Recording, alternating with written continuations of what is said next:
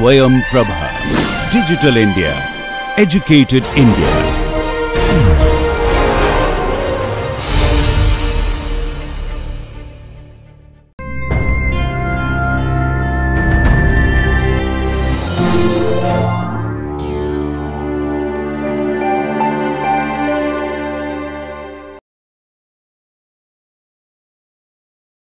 In this lecture, we will discuss about protein structure and function, the basics of protein building blocks and how they form the sequence and the structures and what are the major functions of proteins. Just to refresh ourselves, what did we discuss in the previous class? Different databases. So, right, what is database? It is a collection of data in the computable organized form, right. Fine. So, we discussed about databases and what are the characteristic features of databases and what are the factors one has to consider for the development of a database and so on. Then we discussed about relational databases, right, and the collection of databases. Where shall we get the collection of databases? In nucleic acid research. This is they publish every year, right, and also they maintain a website to give the collection of all the databases available in the literature. As well as you can see in the PubMed, as well as another journal called Database. They also publish quite a number of articles about database. Then we moved on to the databases related with nucleic acids. First we did about the nucleic acid sequence databases, right. What are the databases dealt with nucleic acid sequences? DDBJ, EMBL and GenBank, right, and then we discussed about the properties, right. So, the dinucleotide properties, we discussed about nuclear property database.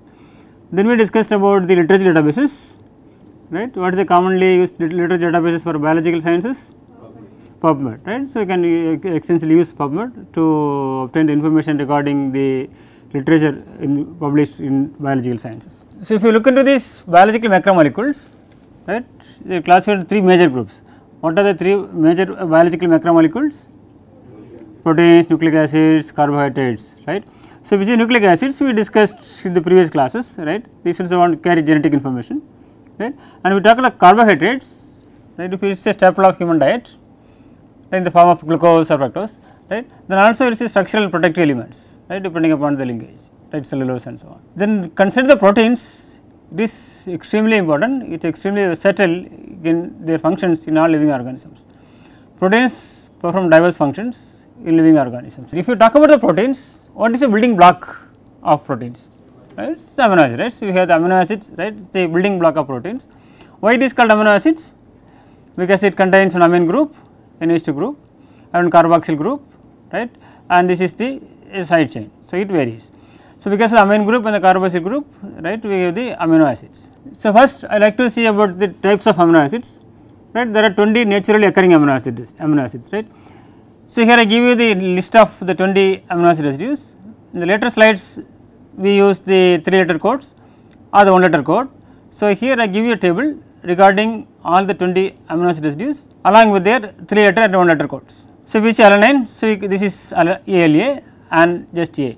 Likewise, for several amino acid residues you can use the first letter of each amino acid, but some cases if you see alanine and aspartic acid both are start with A. So, preferably they put for alanine they give A.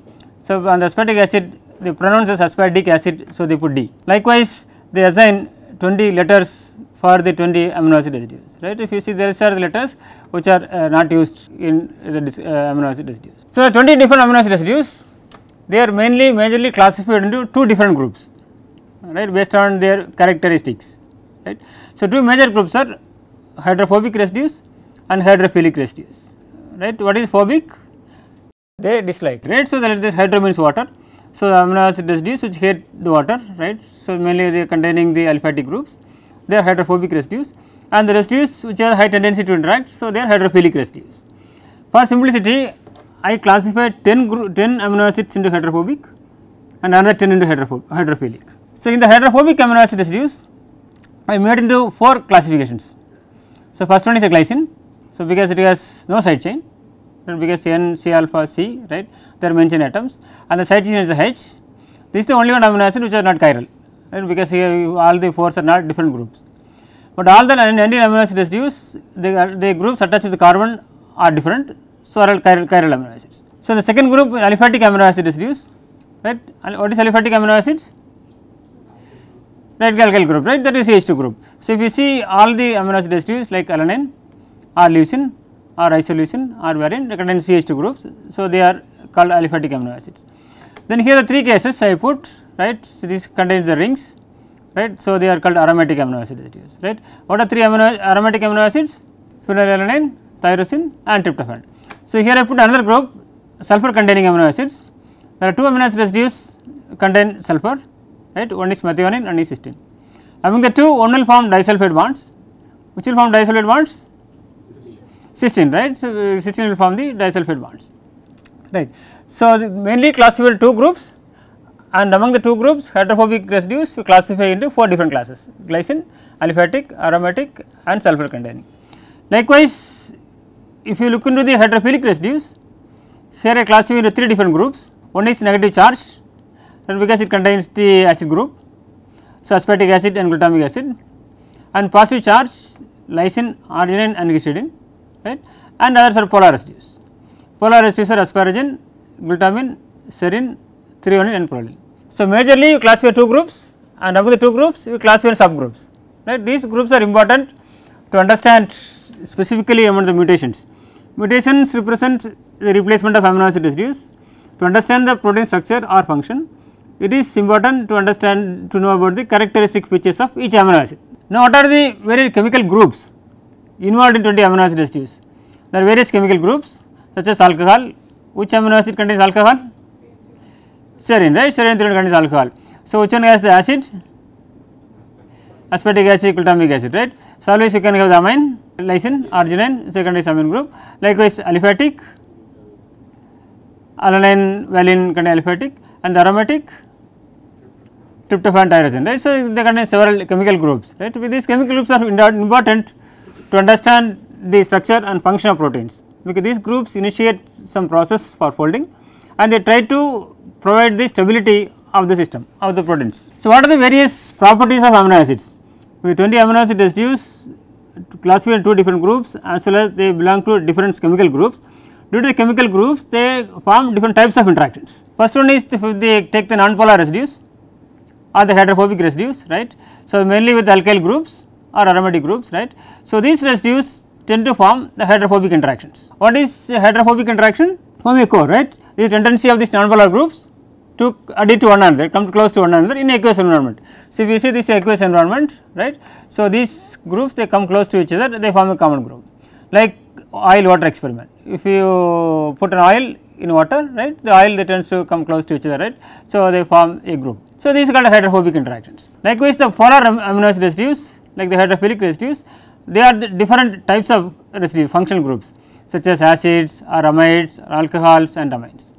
So, when you look into the polarity of these chemical groups, okay, here I give the amino acid residues with increased order of polarity, amides and acid, then alcohol, and amine is more than ether and alkane. So, there are 3 different types of amino acids. So, some of them are neutral like glutamine and asparagine, and acidic like glutamic acid, aspartic acid, and some are basic lysine and arginine. So, if these residues they have a tendency to form various types of interactions. For example, if you take the acidic and basic amino acids, they tend to form which type of interactions? Salt bridge and electrostatic interactions, because the interaction between the positive charge residues and the negative charge residues. Likewise, the other polar residues they prefer to form hydrogen bonds, right. Likewise, the 20 amino acid residues they have the tendency to form different types of interactions to initiate folding and to maintain the stability of the proteins. Eventually, that is responsible for the function. So, now I have a question. So, I have 4 amino acids here, right, the leucine, phenylalanine, valine and alanine. So, could you rank these amino acids to increasing non-polarity? That means starting with the lowest to the highest, considering aromatic is higher non-polarity. So, which one is the lowest one? Alanine followed by valine, leucine, phenylalanine. Why this alanine is less non-polar than valine? Small, right. Alanine contains how many CH2 groups? Only one, you can see here. So, this alanine, so this one CH2 group. Valine 1, 2, 3, right. So, leucine 1, 2, 3, 4, right. So, accordingly, if you look into the number of CH2 groups, alanine is less, valine is more. So, valine is more hydrophobic than alanine, right. You can increase the order of non-polarity. Then the second question, I have 5, 6 amino acids: serine, glutamic acid, aspartic acid, lysine, alanine and glutamic acid. So, can you rank these amino acids based on increasing polarity? That means one is more non-polar, alanine, because this one is the aliphatic one, so this is highly non-polar. So, then the others, okay, this is the order: first amide has more, then acetic acid, and then alcohol, then amine, and then ether and alkane. So, you compare these chemical groups, right, these are the chemical groups involved in the 20 different amino acid residues here, right. So, you can see this alanine is non-polar, and then this amine, lysine, and serine, this alcohol, and these two are acid, right. So, among these two, glutamic acid and aspartic acid, this has one CH2 group more. So, glutamic acid, then aspartic acid, and finally the glutamine. So, now the third question. So, if you have the amino acids isoleucine or alanine, which one is more insoluble? Isoleucine, right, because it has more CH2 groups, it is more insoluble than alanine. So, which amino acid is most soluble in water, lysine or serine? Serine, right, because alcohol group is more soluble in water. So, if you have 20 different amino acid residues, they have their own characteristic features.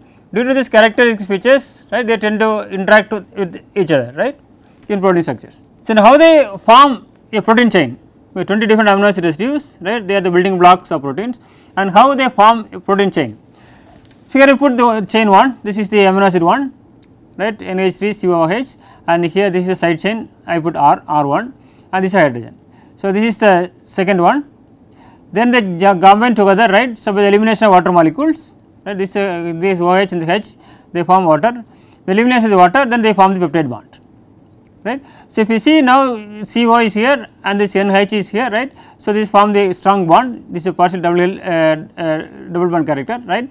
So, this bond is called peptide bond, that is NH CO bond is the peptide bond, right. This is the residue 1, this is residue 2, right, and this is a peptide bond. Likewise, you combine more and more amino acid residues, and finally, they form the protein chain, right. So, if you see many peptides they form together, they form polypeptides, right, but and then finally, they form the functional protein. For a functional protein, so the order of this amino acid is specific, nature selects a specific combination of amino acid residues to form a functional protein, right. For example, if you have polypeptide, the question is, all polypeptides are proteins or not? No, but all proteins are polypeptides or not?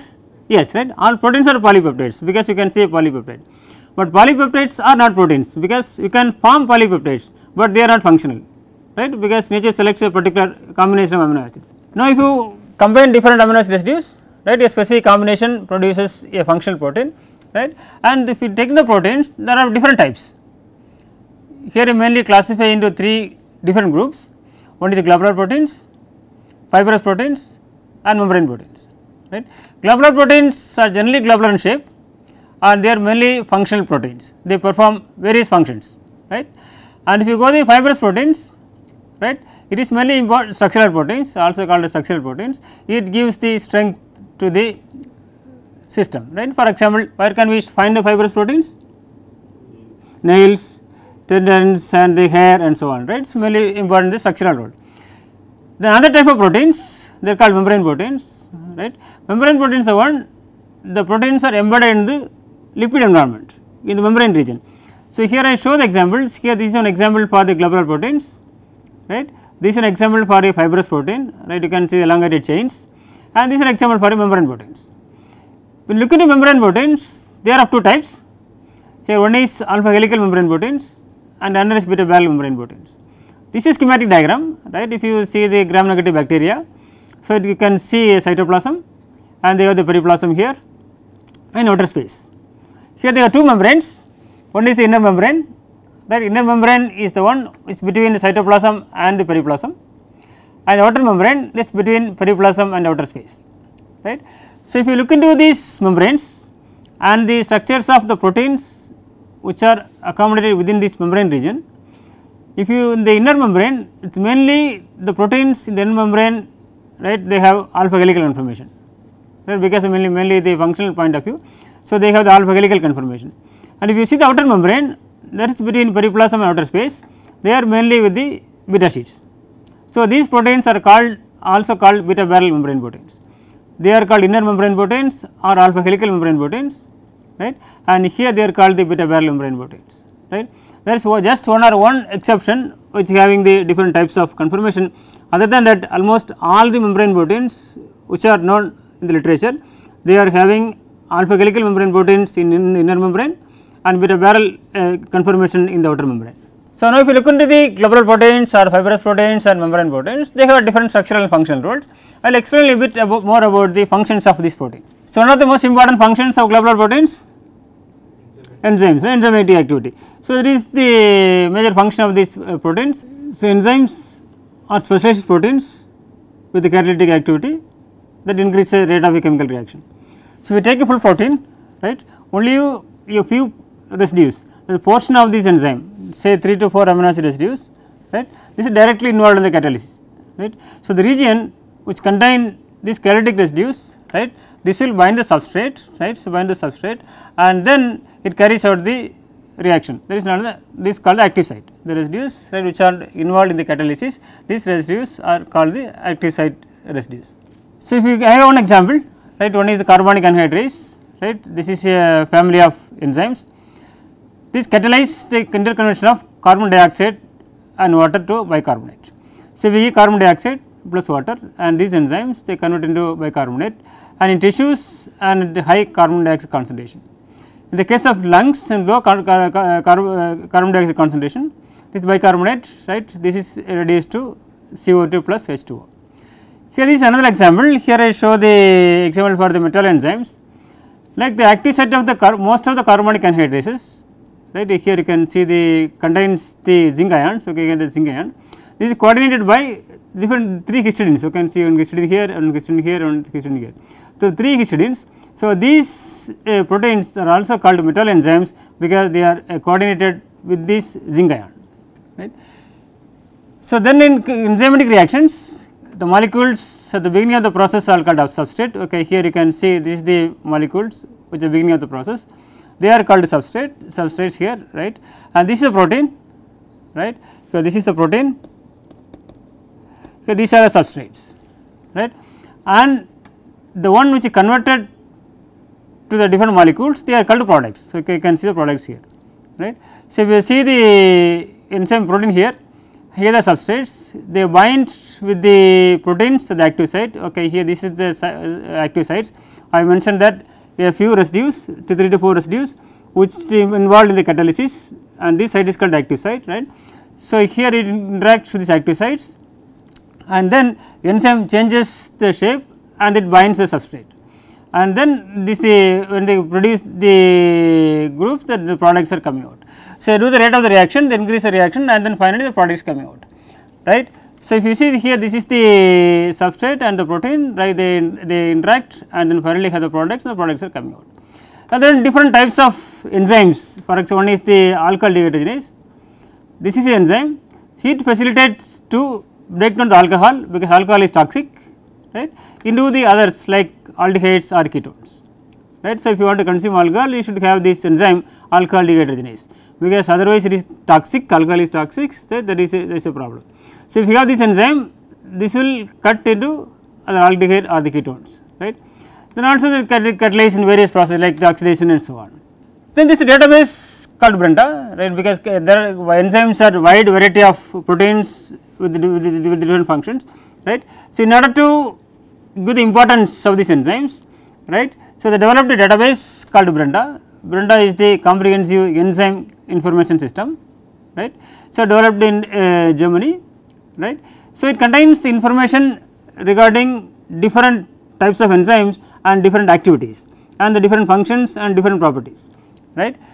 They started early in 2000s, right, and then they continued to collect the data and in between due to the financial crisis they stopped and then again they resumed to maintain the database and currently it is available, the Brenda is available online, right. So, it contains various information, right. For example, if you take any enzyme, right, first they have the nomenclature.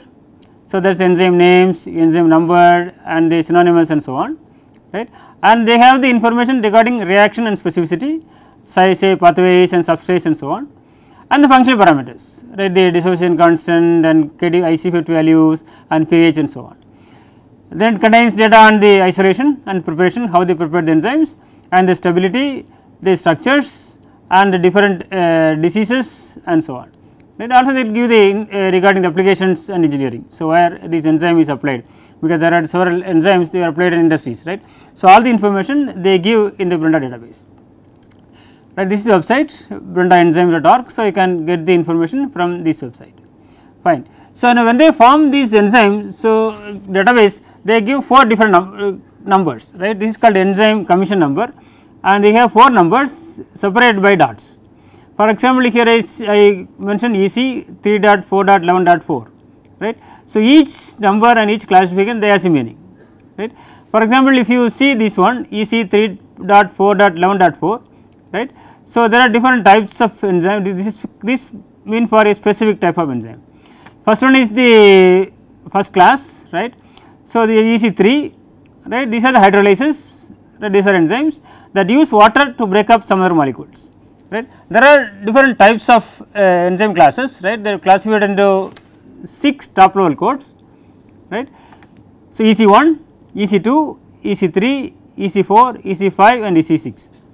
If we give this number, for example, if we do EC2, immediately we know that that enzyme belongs to transferase. If it is EC1, it is oxidoreductase, right. So, if we do EC1, it is oxidoreductase, and we can see it catalyzes this oxidation or reduction reaction. Okay, these are the examples, right, oxidase and dehydrogenase. Here AH plus B is given as A plus BH, reduced or it is oxidized. And EC2, these are transferase, right, you can see the reaction AB plus B, this gives A plus BC. And EC3 is hydrolase, this involves this hydrolysis, right, AB plus H2O, you can see the water molecule here, and here AOH plus B into H. And EC4 is lyase, and EC5 is isomerase, and EC6 ligase. Likewise, there are 6 top level classification of enzymes. Then each top level has subclasses. If you see here EC3 is, what is EC3? These enzymes are hydrolyzed, right, because they use water to break up some other molecules, right. This is EC3 is hydrolyzed. Then if 3.4, this means they are hydrolyzed and they act on peptide bonds. If the 4 means it is acting on peptide bonds. And here go to next level 3.4.11. So, E is the 3 is the hydrolyze and 4 is in the peptide bonds, and 11 it gives the cleavage of the amino terminal of amino acid, right. And the last classification you here 3.4.11.4, these are hydrolyze and they are acting on peptide bonds, and N terminal, right, the amino terminal end of this tripeptide. So, this we give the number, right, then easily you can see the type of this specific enzyme, right. So, now you can access this database, Brenda database, and for example, I give information regarding EC1111, this alcohol dehydrogenase. So, here you give the data for the all the alcohol dehydrogenase they deposited in Brenda database. They give the enzymes and they give the small molecules and they give the reaction and they give all the information regarding alcohol dehydrogenase. And in the particular case, if you take alcohol dehydrogenase, only few residues are acting as catalytic sites, right, that I discussed earlier. So, to understand the catalytic site residues, okay, there is another database called catalytic site atlas, right. This is CSA, catalytic site atlas. What they did? So, they collected the information regarding the catalytic site residues of enzymes, right. I discussed in the previous class about databases, right. So, the data are scattered in the literature, right, when they solve the structures, right, when the data are available in the literature, but here they collected the information regarding the catalytic sites of all enzymes. They got the information regarding enzymes, and from the enzyme they collected the catalytic sites and they developed this database called catalytic site atlas, right. And once we have sufficient number of data, then these data are also useful for identifying these residues if the sites are not known, right. So, in this case they used the data available in this database and to study the characteristic features and analyze what are the features important to identify the catalytic sites. Using the information, they developed some models to identify the catalytic site residues and they predicted the catalytic site residues for all the enzymes, right. If the structure is not known, they use the sequence information and identify the catalytic site residues. they included that information also in this database. So, it contains both experimental data as well as the computationally identified catalytic site residues if structures are not known. So, now you can get the catalytic site information with based on various aspects, such as you can search with the PDB codes. If you give PDB code here, you can search, and then you can give the Swiss prot code or the Uniprot code here or the EC number, right. So, here I give the EC number 1111. What is 1111? Alcohol dehydrogenase, right. Just I gave this here, the 1.1.1.1 is alcohol dehydrogenase. If you give this one, then it will show you the all the PDB codes related with that alcohol dehydrogenase. How we get so many PDB codes? Different organisms and different mutations and different resolution, right. So, there are various options to get the same proteins with different codes, right. So, here we can see the different codes, and if you select any of these codes, say 1A71, right. So, then here you can, here this for 8 ADH, right. This is oxidoreductase, right, and they give you the number which is the functionally important residues such as catalytic site residues, right. Now, if you go here, you can see some letters in red, right. So, the here, so you can see this one, this serine, this histidine and this leucine, right. Here these are the residues, right, which are mainly the catalytic site residues,